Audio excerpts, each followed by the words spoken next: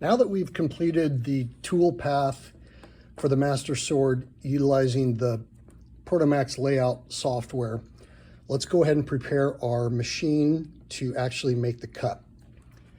The ProtoMax Make software is the software we'll be using to actually control the machine, and we'll load the file that we did create in layout. Now, you'll notice it's notifying us that the machine is not on. So we have plugged it into the laptop, and I wanted to show you the process to turn on the Waterjet.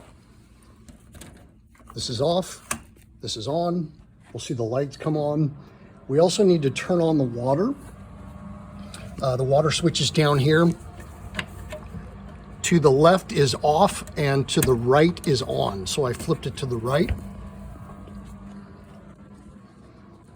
Coming back to our laptop, we are going to retry.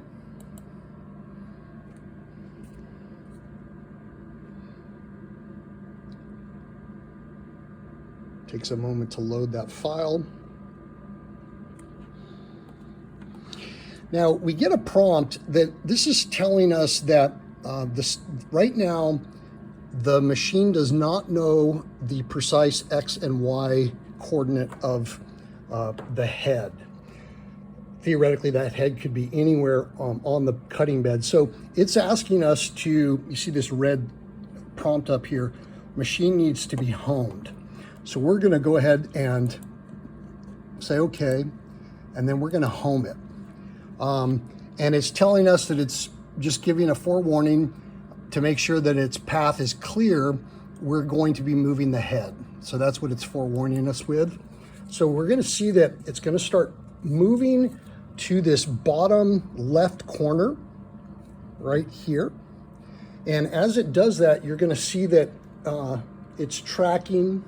So it's finding the X home. Once it's found that, it's going to find the Y home. And so now it's backing up into there. And right there, that is the machine's origin. You can actually see a little cutaway in the aluminum plate right where that tip is located. So that is the origin. Once that has completed, we get this automatic homing has been updated. Okay, so what we're going to do now is we need to actually, once we've found the origin, we need to test fire the Waterjet. Each time we have to make sure that it's running, there's nothing clogging the head. So what we need to do is we actually need to run it to in between the ribs, and then we're gonna test fire it just to make sure that everything's running smoothly. So the way to move the Waterjet is with these controls here. So I'm gonna jog it along the Y. If you notice, I'm going up with a positive Y, and we're gonna jog it along the X using the positive X, and move it about into the center in between ribs. If you notice, we're in between ribs, and we're just a little bit above the rib on the Z level. This happens to be the coordinate system compared to or in relation to the true origin. Just something for us to be mindful of. So now that we have that, let's go ahead and we're gonna test fire. And it's asking us, do we want to do a test of the cutting head? Yes, we do. So that first radio button is selected. It's what we want. We want to go ahead and go to next.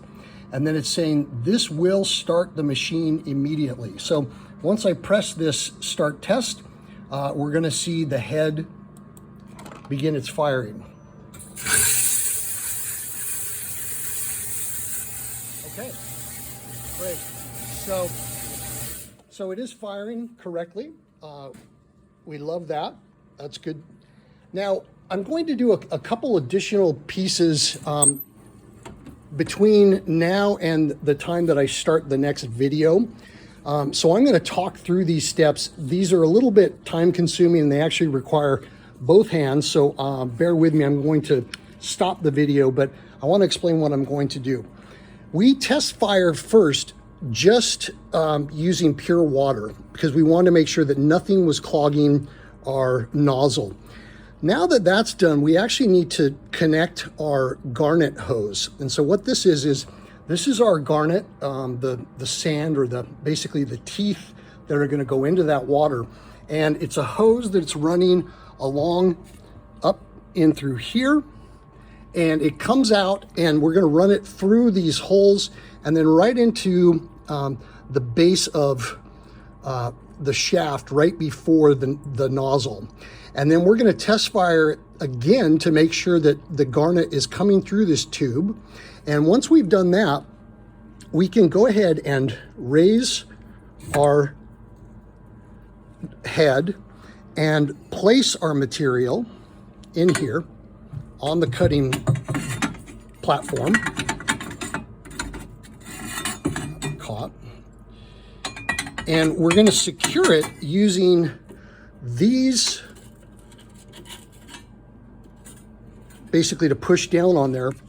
And then we need to flood the material so that actually the actual bead of the water is underneath water. And that's for both noise and it has a higher performance once it's been flooded that way. So those are the steps that we're going to do.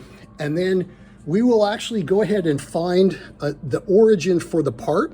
So if you notice, this is the origin for the machine. We're actually going to find an origin just a little bit off away from that here.